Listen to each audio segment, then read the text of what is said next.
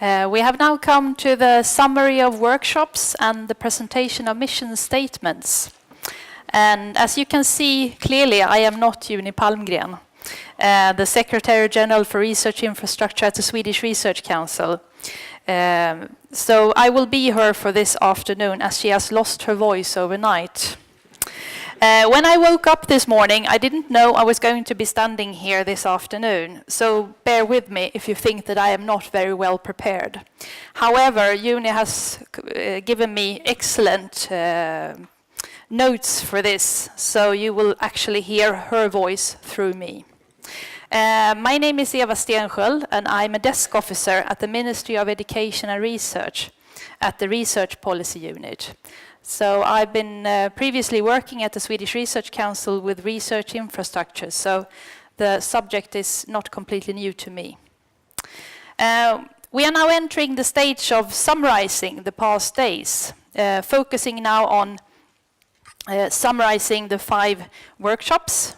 In the next hour, we will also have a panel discussion with the funders, addressing some of the missing dollar signs that have appeared through several presentations. In the introductory session, it was clear that expectations on Nordic collaboration on research infrastructure, both from a policy and from a scientific point of view, are very high. It is also clear that many issues that are up for discussion at this conference were already alluded on at the Nordic Research Infrastructure Conference for 5 years in 2008. So has there been any progress?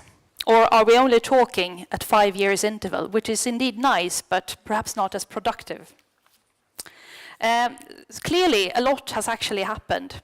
We now have national research infrastructure roadmaps in all Nordic countries.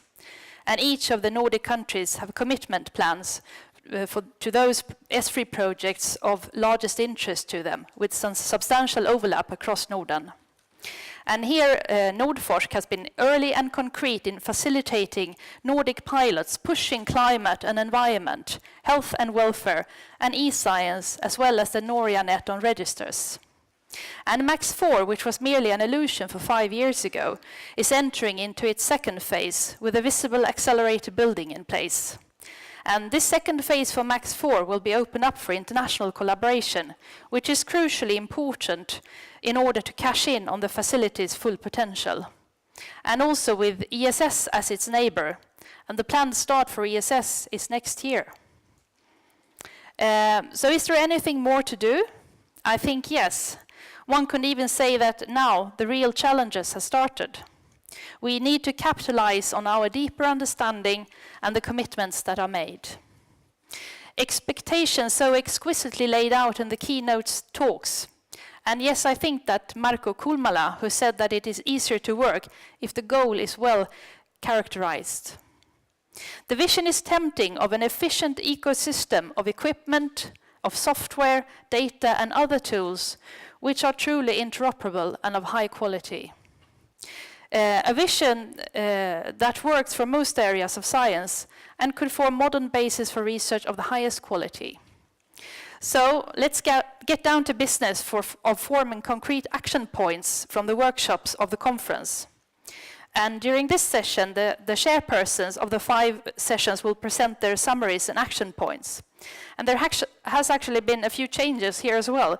So I would take the opportunity to introduce all the session chairs, or the new session chairs, to you. So, and then after that, you will be invited to share your conclusions. So for the session of training and education, we have Professor Barbro Åsman. The session for e-science and e-infrastructures, we have Sverker Holmgren, Director of NEGI at Nordforsk.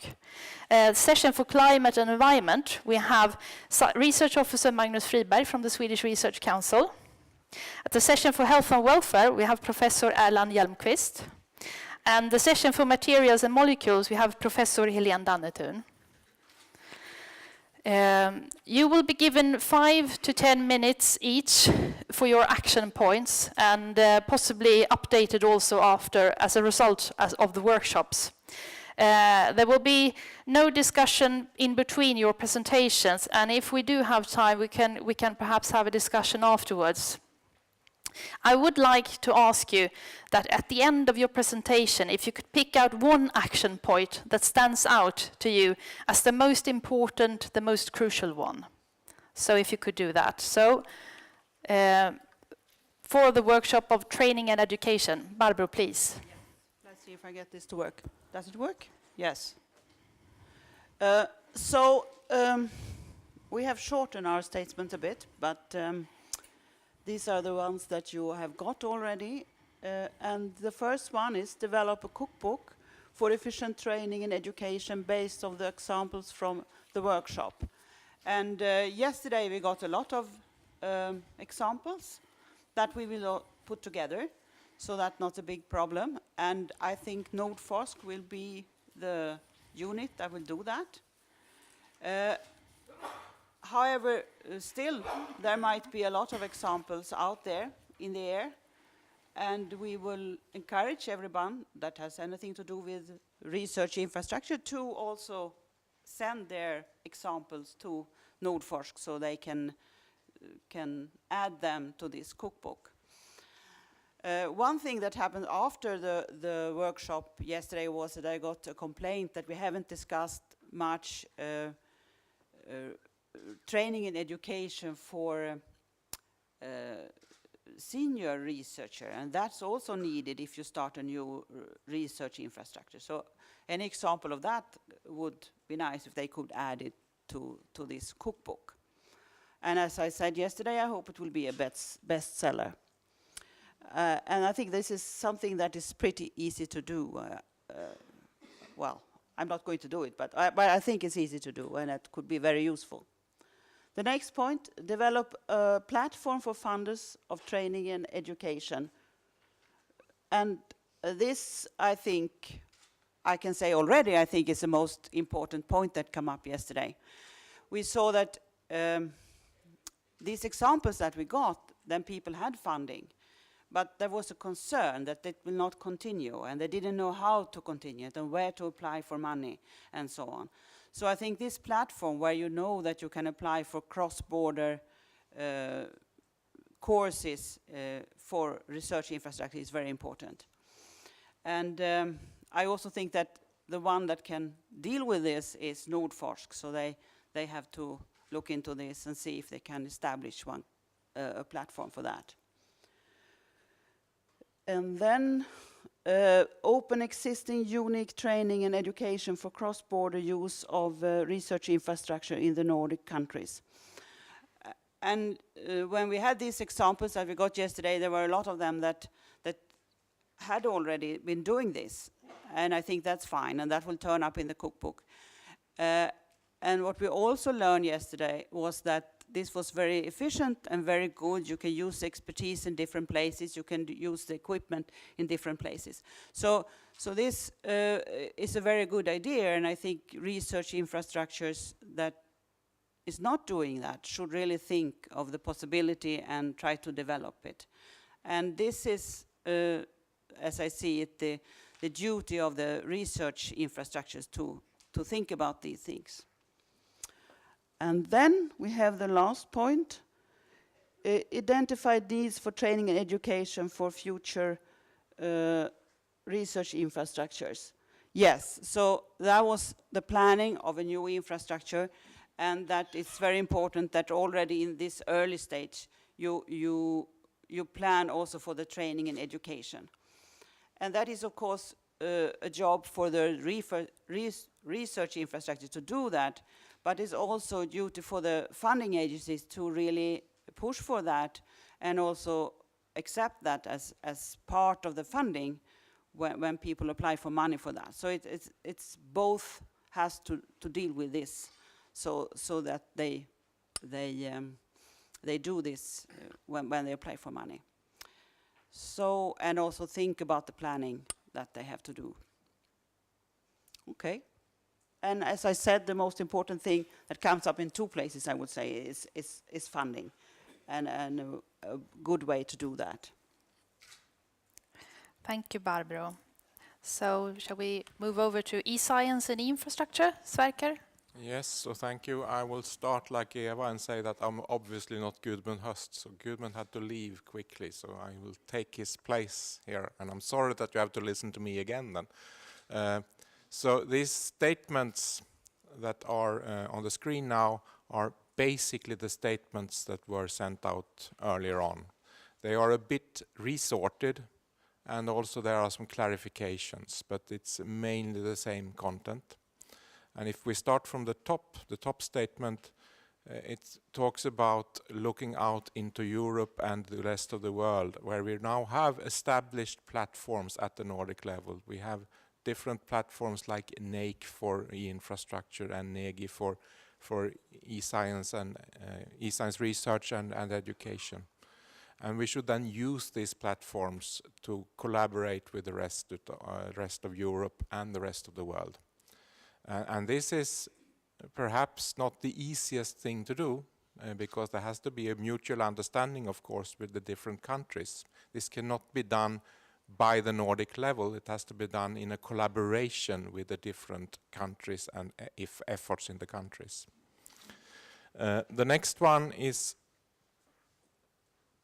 using now the platforms that we have on e-infrastructure, extending the collaboration, looking into resource exchange, which is an important type of effort that is needed here.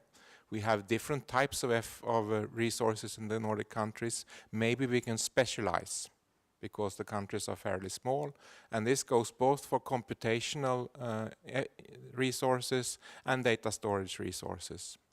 Also, there are some specific features of being a Nordic country that could be used, for example, cheap electricity, climate, etc. So we could use this and develop it further and make a special effort, for example, towards Europe. And this goes, again, both for computational resources and actually also data storage. We have now efforts on e-science research, very tightly connected to certain specific areas. There might very well be other areas that could be benefited by a joint Nordic effort. And that type of discussions should be brought forward. And then there are a few more, let's say, even more concrete actions in the bottom. So an extended effort on education, e-science education, and that actually goes hand in hand with the items that were presented on the previous slide. An extended effort on, of course, making Nordic data available. So we have, as has been said in the presentations earlier, this asset of data, registers, but not only registers, also environmental data, for example. And this should be used. And we have opportunities to do this in the Nordic countries. And we also have opportunities to bring forward the ideas of open science. And finally, something which was also mentioned, for example, yesterday by Kenneth Ruud, the importance of software, application software. And that's both, again, for doing computations, but also for data analysis. And here also there are ongoing efforts in the Nordic countries where there is already collaboration that can be used in the future. So these actions now, they will be brought into the work on updating the Nordic e-science action plan. So there's a sort of a procedure for dealing with this in the coming months, which is also handy in a sense. And it may not guarantee, but at least make it probable that, again, we can make some progress here. So when we have this next conference in 5 years, we can, again, hopefully show that things have been done in this area. So would you like to pick out one? Yeah, I think that the most important one, but certainly not the easiest one, is the top action. To use Nordic collaboration, get our forces together and work towards the bigger European or global setting. Because research is a global or European effort. There is no sort of limitation that research has to be Nordic. Most of our top researchers and also users of top quality e-infrastructure, they already work in a global setting. But this is not so easy. Thank you, Sverker. So, climate and environment, Magnus. Oh, yes. Sorry, I'll have to excuse Anna Ledin, who was supposed to be here. She had a bad back and couldn't get out of bed this morning, so I had to stand in for her. So in climate and environment, we made quite a few changes to our statements. The basics are the same, but the wordings are different, and some things removed and some added. The first statement, first bullet point, first said that we wanted a Nordic forum to discuss priority within research infrastructure. Now there is one. So we take that one step further and want a specific one for environmental cases. They are, as anyone else knows, for themselves special, like medicine is special in their case. So we want something to work on ours. Now this forum should actually work with identifying what we want to do jointly in the Nordic countries. What type of facilities we would need, which one we have to coordinate better, and if there are international ones, how we should coordinate to get the best buy when we get into those, the best bargain. There are quite many very good, high-quality research infrastructures in Nordic countries. Many are run by institutions or research groups. And just opening up those for everyone in the Nordic countries will greatly benefit the science in our area.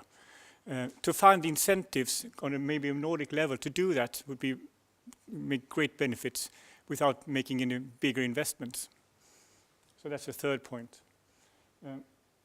Now, we are heavily dependent on e-science, both because our sensors are distributed all over the world. We need to tie the sensors together, but we also need to have data from different type of sensors and integrate those. And we also need to make models and analyze those things. And all that is dependent on e-science in different levels, from high-performance computing to networks. And also programs to translate between different standards or integrate between different sensors. And we need to further support education and training. Our infrastructures are very popular for research training and research and education. As Marco said yesterday, they can actually charge a higher price for coming to them, visit them. But still, we need support for that because that's not in all fields. And we should continue this work, actually supporting them. Okay. Nordic Centers of Excellence is an excellent opportunity to do this. It has been worked very well for a long time, and to support research and research training and education. In the field of environmental sciences, not all communities are sort of working together in the same directions. There are competition between communities, within communities. It's a very fragmented area in some places. They're not used to working together to build large-scale facilities. We need to support the community to actually integrate themselves and make their priorities of what they really want to do before they come to us with scattered proposals for everything. Everything from a small database of colors or finishes to something large, like integrating biodiversity data across the Nordic countries. We need to support the community and actually, before they even address us, make sure that you are integrated and know what you want to do and make your priorities ready. It's very difficult with all this scattered information when they come to us.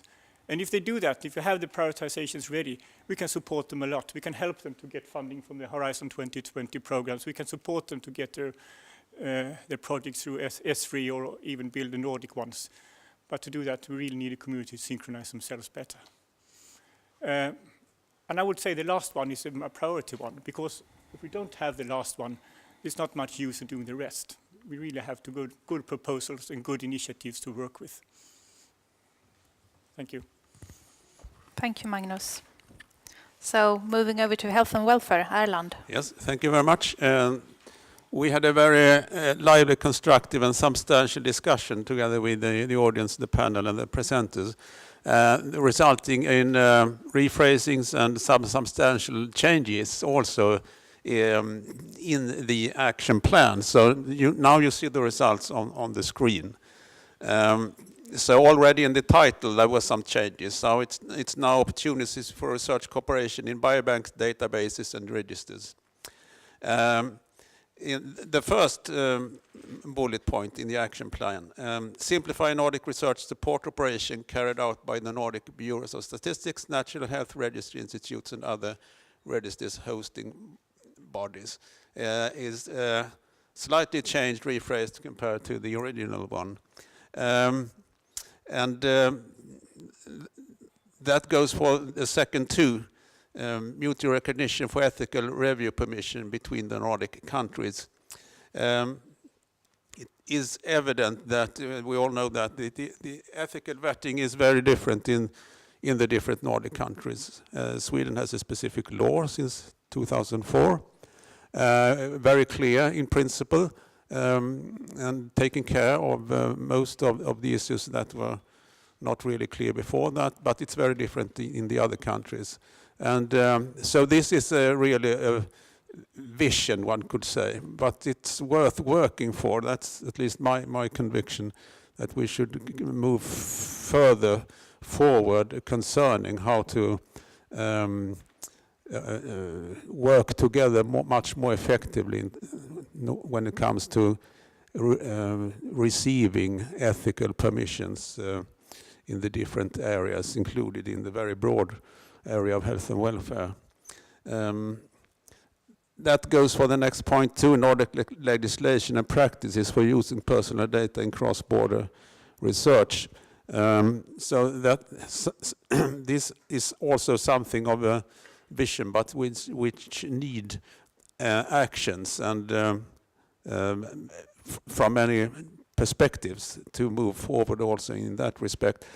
If we don't manage to do that, we are obviously risking losing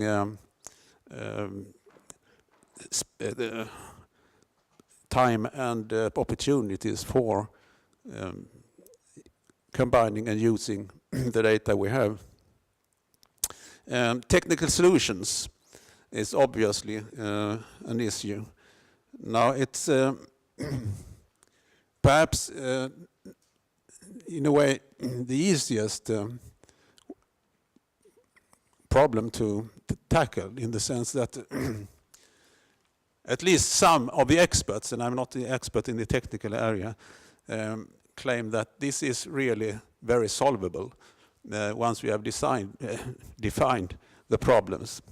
And maybe that could be somehow tied into the already ongoing infrastructure collaboration at the Nordic level.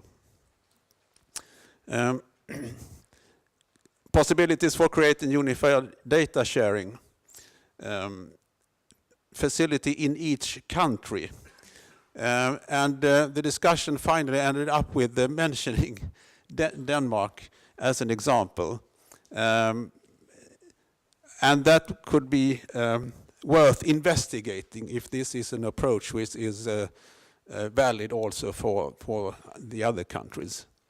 That, I think, was a very interesting idea resulting from the very interactive discussion we had. Then the research pilots and training program remains more or less intact from the original suggestions. Finally, a Nordic initiative to support, monitor and developing register-based research. That also is a rephrasing of another point we had previously. Now, I think the piloting is the most important in the sense that it's very concrete and something that could be tackled immediately. So I would then go for that as the most important in that sense, that we should get things up and running in terms of pilot projects. Thank you. Thank you, Erland. So moving over to materials and molecules. Helene, please. Okay. So we also had some changes of the original actions plans that we had before the meeting, and we also have moved some of the bullet points around. But what we said that we need to create a common umbrella for the synchrotron and neutron scattering communities within the Nordic-Baltic region, and possibly by copying them or copying existing initiatives or even building or developing existing initiatives. We talked about DanceCat, for instance, which might be a fundament to either copy or to be a part of. We talked about the importance of or to organize joint user meetings and to set up expert groups. And in that case, we got an invitation from Max Four and Christoph. He said that you would arrange a meeting in 2014. That was in March. September. So that's really running. And we also talked about exploring the possibility for funding, of course, through the Nordic institutions for joint Nordic-Baltic activities such as training and education initiatives, traveling, planning of beam lines and experiments, and also the use of the facilities. Of course, we also somebody talked before about Nordforsk and also having the possibility of becoming a Nordforsk Center of Excellence. Then we talked about we set down the point of developing a common Nordic-Baltic PhD courses, research schools and training sessions. Of course, this is a low-hanging fruit, is something we can do and set up quite quickly for these kind of, for the synchrotron and neutron users, and adapted to the user's background knowledge, of course. So this is very important. And build up on existing cooperation with on e-science in the Nordic-Baltic regions, and also create the necessary common service for data integration, for the storage of data, analysis, and the modeling.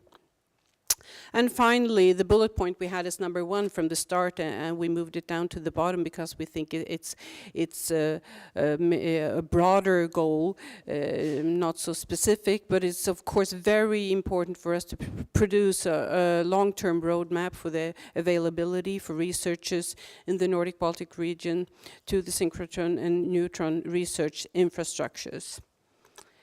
And then I might also add that we had a discussion point that came back a couple of times, and that was what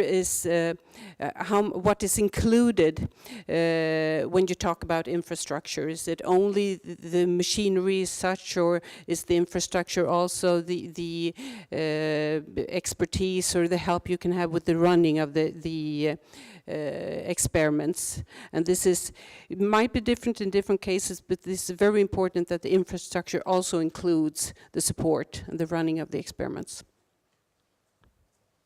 So I think that is what concludes it. Which is the most important point? That's a tough one. I mean, it's always there are many things we have to do in different perspectives.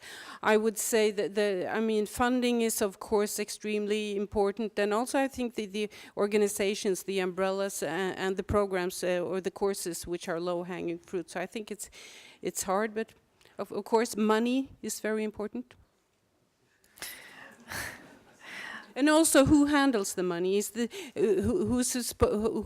who are the investors? How do we organize the university support, the institutional support, and the governmental support? Which is the balance? Which is the mix?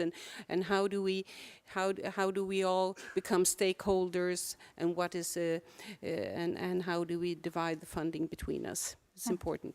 And it's a different system in different countries, so that's a discussion point. Yeah, and that's relevant for all the subject areas, really. We actually do have time in our schedule, so I would like to open up for questions from the audience. If there are questions or if you want to make comments.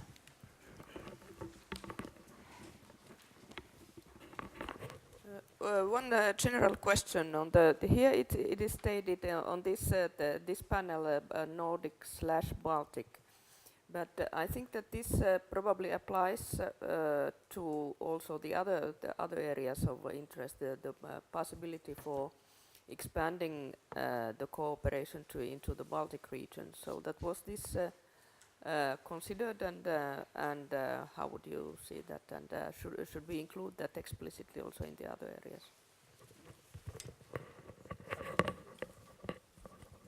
This was raised in our session. Of course, we're studying the environment and we have to look as broadly as possible. And what happens in countries neighboring the Scandinavian countries has a big influence on us. And the science doesn't stop at borders. So yes, it was discussed in our group and it was supported also.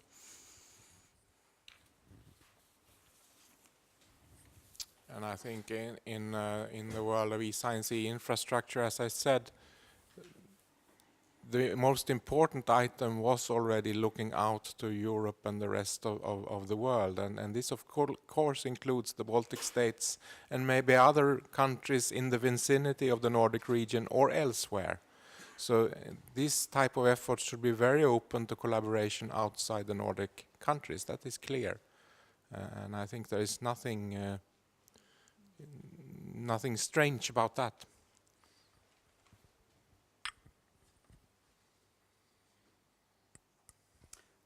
Well, it goes the same with training and education. Of course, it's fine to open it to the Baltic countries. I think that's excellent. So, and also we have had courses where you have extended it to the Baltic countries in some of the examples that we heard yesterday. So I think that is fine. But I don't know, to do it official, you do it often, but if there should be some statement also including that, I don't know.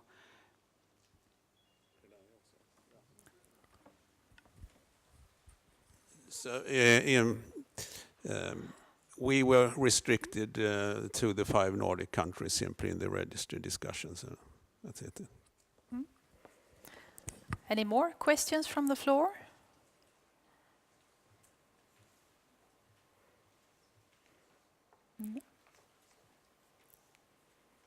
Everybody is content with what came out, obviously. I think that then we can have perhaps a short leg stretcher, but do not run away, because we will have the next panel discussion starting 15:15. So the panel discussion can be... Oh, yeah, we could. So short leg stretcher, panel comes up. We have a change of people up here, and then we start sharp. We start at 3 o'clock. Sådana system. Det går inte att göra. Det var någon sak som vi ska vara mest rädda för på VR som inte diskuterar. När vi sa att den här registreringsgrejen är anonymous. Ja, alla ska vara så. Får de upp ögonen för vad vi gör, men så kan vi få världens jävla attack.